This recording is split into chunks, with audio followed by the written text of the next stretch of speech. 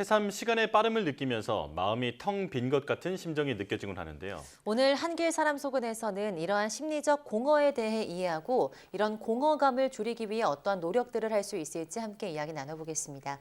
명지대학교 교육대학원 임지숙 교수와 함께합니다. 어서 오세요. 네, 안녕하세요. 네, 안녕하십니까. 자, 새해가 조금 있으면 다가올 텐데 새해에 대한 어떤 기대감보다는 사실 이제 지난 한 해에 대한 어떤 회한, 반성, 회상 이런 것들을 더 많이 하게 되는 것 같은데요. 어떤 마음에 공허한 마음이 드는 것 같은데 이게 외로움과는 좀 다른 개념일까요? 네, 지금 말씀하신 것처럼 한 해의 마무리에 마음이 텅 빈 것 같은 느낌, 즉 심리적 공허를 느낀다고 호소하시는 분들이 유독 더 늘어나는 시기입니다. 네. 외로움은 대개 다른 사람들과의 소통이 부족하거나 사회적 연결감을 가지지 못해서 생기는 감정인 반면에 이러한 심리적 공허는 보통 내 안에서 무언가 부족하다는 것을 느끼는 개인 내적인 측면이 강합니다. 네.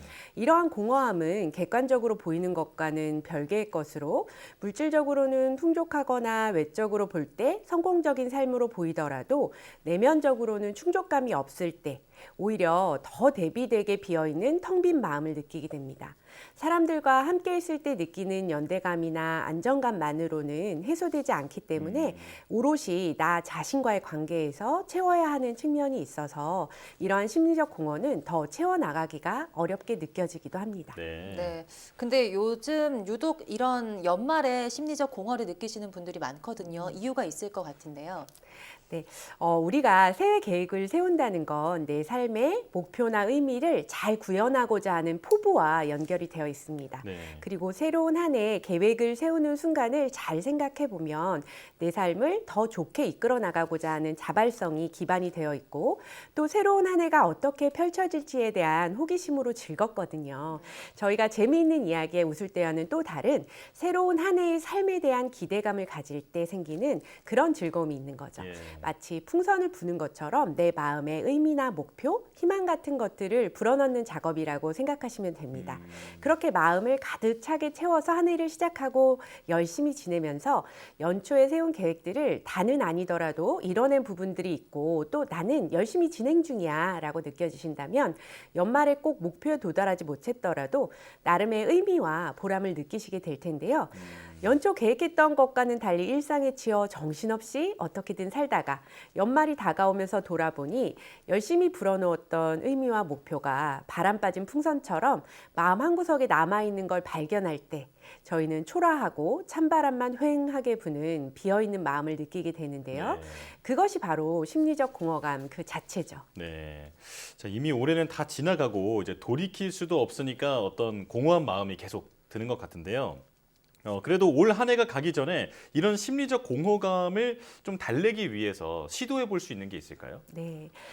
우선 시간에 대한 프레임을 좀 경직되어 있다면 유연하게 하시는 것부터 시작하시면 좋을 것 같습니다. 네. 하루 24시간 정해진 건 똑같다라는 말은 물리적 시간의 관점에서는 맞는 말이지만 심리적으로 보면 시간 또한 주관적인 면이 훨씬 크거든요. 예를 들어 처음 가보는 낯선 길을 찾아갈 때의 10분과 익숙한 출근길을 갈 때의 10분은 상당히 다르게 느껴집니다. 동일한 시간과 거리를 걸어도 낯선 길의 10분은 굉장히 길게 느껴지고 익숙한 길의 10분은 금세 지나간다고 느껴지거든요. 네. 낯선 길을 갈 때는 길 찾기 지도도 찾아보고 맞게 가고 있는지 주변의 건물이나 가게들도 살펴보게 됩니다. 이 과정에서 우리는 새로운 정보들을 접하게 되고 새로운 경험을 가지게 되죠. 우리의 뇌는 외부 자극에 따라 변화하는 가소성을 가지고 있어서 새로운 자극이 오면 새롭게 연결되고 강화됩니다. 이러한 과정에서 창의력까지도 활성화되는 과정을 거칩니다. 즉 새로운 경험과 자극으로 뛰어드는 것은 주관적으로 시간을 길게 쓸 수 있는 좋은 방법이 됩니다. 올 초 계획했던 것들을 다시 살펴보시면서 여러 가지를 다 하시려고 하면 오히려 포기밖에 할 수가 없고요. 지금은 욕심은 줄이시고 행동력을 높이셔서 한두 가지만 선택해서 새로운 노력을 시작하시면 한 달여의 시간을 주관적으로는 훨씬 길게 사용하시며 공허한 마음을 좀 더 채워나가실 수 있을 겁니다. 네. 그럼 그렇게 새로운 경험, 좀 주관적으로 길게 느끼려면 어떤 경험을 하는 게 좋을까요? 네, 이 시간을 주관적으로 길게 느끼면서 쓰려면요, 가능한 직접 경험을 선택하시는 게 상당히 중요합니다. 예를 들면 저희가 새로운 드라마를 보면서 보내는 1시간과 새로운 산을 등산하면서 보내는 1시간은 질적으로 굉장히 다르거든요. 물론 드라마도 간접 경험을 하도록 해주지만 내가 오감을 동원하고 온 몸을 사용하면서 낯선 산을 오르는 직접 경험과는 큰 차이가 있습니다. 연휴 때 시리즈 드라마를 정주행해 보신 분들은 아마 더 확실히 느끼실 텐데요. 며칠의 시간이 굉장히 짧게 느껴지시지 않으셨나요? 네네.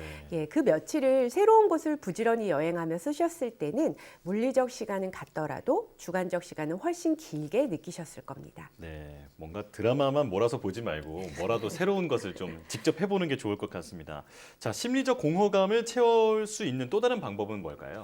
네, 저는 건강한 자기애를 키우는 것 또한 심리적 공허를 해결해 나가는데 중요한 요소라는 생각이 들어요. 자기애가 부족하면 다른 사람들만 대단해 보이고 또 자기애가 너무 과하면 아나무인의 태도를 보이거나 거대화된 허상의 자기에 빠져서 스스로를 온전히 받아들이지 못하는 자기 소외의 상태가 되기도 합니다. 타인이나 사회의 욕구보다는 내가 원하는 것을 명확히 알고 나를 귀하게 여기고 대접할 수 있는 힘, 이것이 건강한 자기애를 가진 상태라고 할 수 있을 텐데요. 심리적 공허가 자신의 내적인 측면의 반영이라고 말씀드렸던 것과 같은 맥락에서 자기애 역시 나 자신과의 관계가 토대가 됩니다. 건강한 자기의 자리가 커지면 심리적 공허의 자리는 자연스럽게 줄어들게 됩니다. 네. 그럼 조금 더 구체적으로 바로 실천할 수 있는 것들이 있을까요? 네, 쉽게는 눈에 보이는 것부터 실천해 보세요.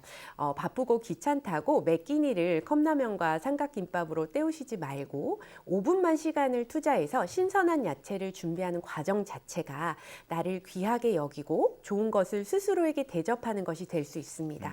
또한 당장의 필요가 없더라도 나를 위해 원하고 좋아하는 것을 하세요. 그러니까 나는 취업도 못하고 있는데 취미 생활을 갖는 건 사치야. 이렇게 생각하시는 분들 당연히 계실 겁니다. 네. 그러나 제가 말씀드리는 건 꼭 거창한 무엇일 필요가 없고요. 예를 들면 따뜻한 물로 샤워를 하는 것, 잠깐 동네 한 바퀴 산책하는 것과 같이 소소한 활동이라도 나를 위한 활동을 하시라는 의미입니다.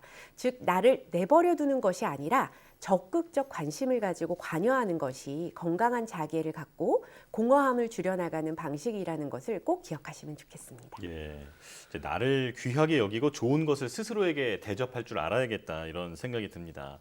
자, 마지막으로 마음의 공허를 느끼는 분들께 한마디 해주신다면요. 네, 우리의 감정은 저절로 건강한 상태를 유지하는 것이 아닙니다.